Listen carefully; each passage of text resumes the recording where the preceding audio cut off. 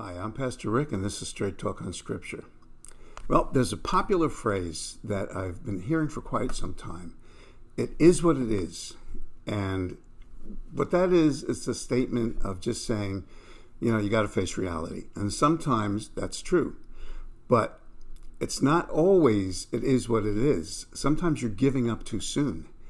It is what it is until it isn't. Because with God, all things are possible. I mean, let's look in nature. We see the caterpillar. If you looked at a caterpillar, you'd say it is what it is. That animal is going to spend the rest of its life crawling around on leaves.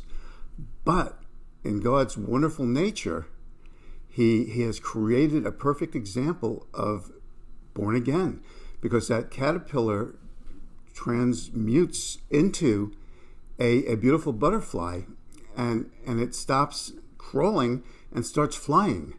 And in the natural, it would seem impossible that couldn't happen. But that's a great example of something that is what it is until it isn't. But let's look at something spiritual. Let's look at myself.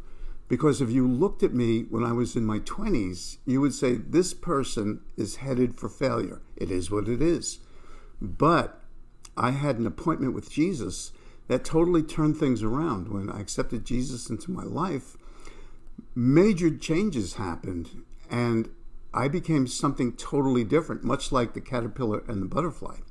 And so for the people who looked at me and says, well, it is what it is, what they saw was it is what it is until it isn't, because with God, all things are possible. Well, this is just something to think about. I'm Pastor Rick. Remember, with Jesus, there's always hope, there's always love. God bless you. I'll see you soon.